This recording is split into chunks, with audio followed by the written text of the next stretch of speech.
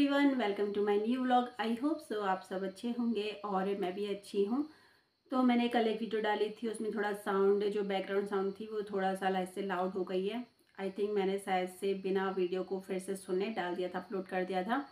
तो चलो, ऐसी प्रॉब्लम सब दोबारा से मेरी वीडियो में नहीं देखने को मिलेगी। और जिन्होंने मुझे सजेस्ट किया था, थैंक यू सो मच, आपने मुझे सजेस्ट किया। एंड आज का जो वीडियो है, थोड़ा हम बात करते हैं अभी जो रिसेंटली हमारे एलटी के एग्ज़ाम हुए थे, तो बहुत ही, और मैं उस टॉपिक पे वीडियो नहीं बना पाई थी क्योंकि बहुत सारे कैंडिडेट्स हैं जिन्होंने काफ़ी ज़्यादा मेहनत की थी। मैं फॉर्म नहीं फिल कर पाई थी, और जैसे कि मैंने अपने प्रीवियस वाले ब्लॉग में बताया था आपको कि मैं फॉर्म किसी कारणवश नहीं फिल कर पाई। और जैसे कि सुनने में आया कि एलटी का जो पेपर है वो आउट ऑफ सिलेबस था पूरा का पूरा।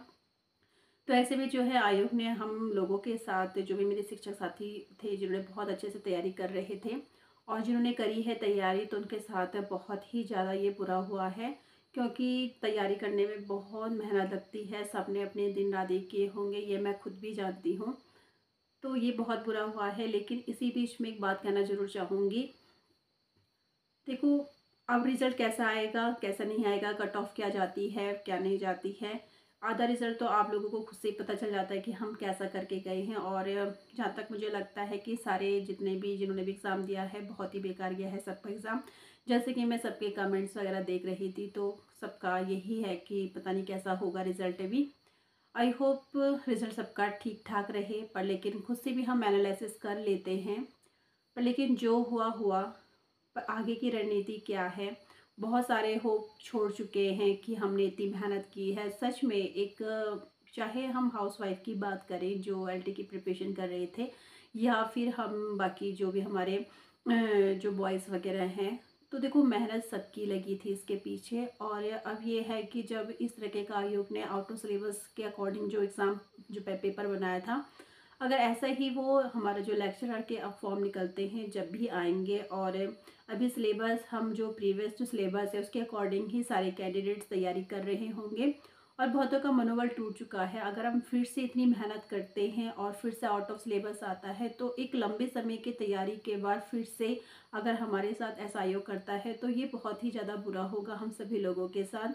क्योंकि बहुत से ऐसे हैं जो काफ़ी समय से इस एग्ज़ाम का वेट करते हैं कि कब ये फॉर्म निकले, और फिर हम तैयारी में जुट जाते हैं 6-7 महीने की तैयारी।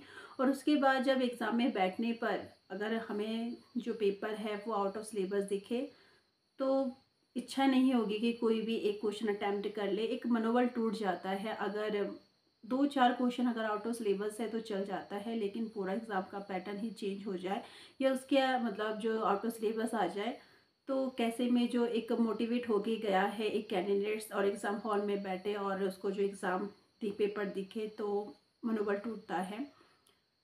ऐसा बिल्कुल भी ना हो आगे वाले एग्ज़ाम में। ये आयोग को सोचना चाहिए कि जो भी क्वेश्चंस बनाए सिलेबस के अकॉर्डिंग बनाए। तुम सिलेबस के अंदर से कुछ भी पूछ लो, चाहे डीपली पूछिए, जैसा भी पूछिए, पर आउट ऑफ तुम सिलेबस पूछ लोगे तो ये हम लोगों के साथ बहुत ही ज़्यादा बुरा होगा। और जो भी अभ्यर्थी हैं जिनका मनोबल टूटा है, तो एक बार फिर से अपनी तैयारी दोबारा से उसी जोश के साथ करिए। देखो, आयोग का कुछ नहीं जाएगा, ठीक है, उनको कोई दिक्कत नहीं होने वाली, हम मेहनत करें ना करें, उनको कोई परेशानी नहीं है, लॉस हमारा ही होगा। जो एलटी में हुआ है उसे छोड़ो, जो हुआ सो हुआ। आगे की प्रिपरेशन अपनी दोबारा से उसी जोश के साथ अच्छे से करिए, और जो हो गया है जैसा हुआ है उसे आप भूल जाइए। भूलना मुश्किल नहीं है, क्योंकि जब हम एक लंबे समय से तैयारी करते हैं ना, उसके पीछे हमारी बहुत सारी मेहनत होती है, बहुत सारे सेक्रीफाइस होते हैं। हम घूमने नहीं जाते हैं, हम फ़ोन में सिर्फ अपने जो कंटेंट होता है, सिलेबस होता है, या जो भी स्टडी मटेरियल होता है, सिर्फ वही देखते हैं, टीवी नहीं देखते हैं, घूमना फिरना, मतलब सारी चीज़ें ये है कि दिन रात एक कर लेते हैं। तो ये सारी मेहनत तो होती है, पर लेकिन अब ये है कि चलो, अब जो हो गया उस पे पछता के, या फिर आयु को अब कितना बोले, उनको कोई फ़र्क नहीं पड़ने वाला है। अगर उनको इतना फ़र्क पड़ता तो वो शायद ऐसा पैटर्न नहीं बनाते, ऐसा एग्ज़ाम नहीं रखते। उन्हें कोई फ़र्क नहीं पड़ने वाला, फ़र्क हमको पड़ा है, और आगे भी अगर हमने होप छोड़ देंगे तो फिर लॉस हमारा ही होगा। तो हमें दोबारा से अपनी जो तैयारी है ना अच्छे से करनी है। और अभी मेरी भी तैयारी, मतलब मैं अभी, क्योंकि जब से मैं यहाँ सेटल हुई हूँ ना, मेरा भी रूटीन थोड़ा ऐसे ही बना हुआ है। और अभी एक ही रूम है, तो भी सोच रही हूँ कि दूसरा रूम भी ले लूँ, ताकि ये है कि मैं अपना आराम से स्टडी कर सकूँ, क्योंकि एक रूम में बैठ के स्टडी नहीं हो पाती है। ये मेरे साथ दिक्कत है, क्योंकि मैं फिर बेटा भी सोया रहता है, फिर मेरे साथ जो अभी तो हस्बैंड है, फिर मम्मी, तो इस तरीके से प्रॉब्लम हो रही है। तो जल्दी ही उस पर मैं देखती हूँ क्या होता है। और तो अपनी तैयारी फिर से कंटिन्यू रखिए और अच्छे से फिर से अपने उसी मोटिवेट के साथ एक एक होप दोबारा से जगाइए कि हाँ, हमें ये फिर से करना है। और एलटी का अगर रिज़ल्ट नहीं हुआ है एग्ज़ाम, तो ऐसा नहीं है कि लेक्चरर का भी ऐसे ही जाए, ऐसा नहीं हो सकता। तो अगर पहले से ही आप नेगेटिव सोचोगे ना, तो हो सकता है कि आप उस तैयारी अच्छे से ना कर पाओ। फिर से जिस तरीके से आप लोगों ने एलटी की प्रिपरेशन की है ना, तो उसी तरीके से फिर से एक बार उसी उमंग के साथ, उसी मोटिवेशन के साथ दोबारा से अपने जो लेक्चरर एग्ज़ाम की प्रिपरेशन में जुट जाइए, उसी मेहनत के साथ है। और हमारा काम ही, जब तक हमें सक्सेस नहीं मिलेगी ना, तब तक तो हमें मेहनत करते रहना है। यही है हमारे लिए, तो बिना मेहनत के तो कुछ नहीं होगा। मेहनत तो हमें करते रहना ही है।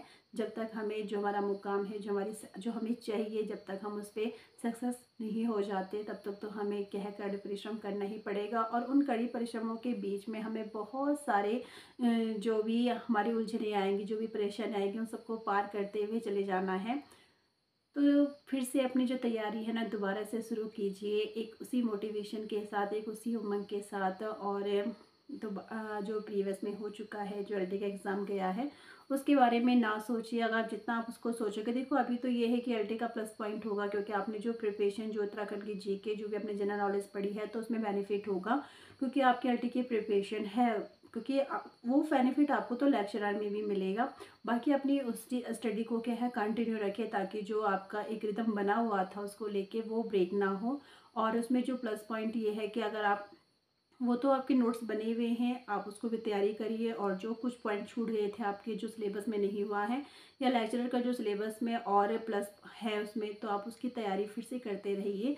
तो आपका कहीं ऐसा नहीं हुआ है कि हमारा लॉस हो गया है। आपका ये फिर से ही है कि जो है, जो आपने एलटी की प्रिपरेशन की थी, वो आपको लेक्चरर में भी बहुत ज़्यादा हेल्प करेगी। और अपनी जो पढ़ाई है वो दोबारा से उसी कंटिन्यूटी के साथ जारी रखिए। और आई होप लेक्चरर का जो एग्ज़ाम जब भी फॉर्म आए, और जब भी एग्ज़ाम हो, बहुत अच्छे से हो, सबका हो, और अकॉर्डिंग टू सिलेबस ही आए। और अभी तो पता नहीं है कि आयोग सिलेबस को चेंज करता है या नहीं है, वो तो अब देखेंगे बाद में। बाकी जो प्रीवियस सिलेबस है, सभी उसी के अकॉर्डिंग ही अपनी तैयारी कर रहे हैं। तो आई होप मेरे जो ये आज का वीडियो है आप लोगों को अच्छा लगा हो, तो प्लीज़ लाइक कमेंट शेयर ज़रूर कीजिएगा। और अगर मैं भी अपनी जो तैयारी है, जब से मैं फिर से अपनी जो तैयारी करूँगी, आप लोगों के साथ शेयर करती रहूँगी किस तरीके से मेरी प्रिपरेशन हो रही है। तो अगर ब्लॉग अच्छा लगा हो तो लाइक कमेंट शेयर ज़रूर कीजिएगा, और अपनी तैयारी को अच्छे से करते रहिए। Best of luck everyone.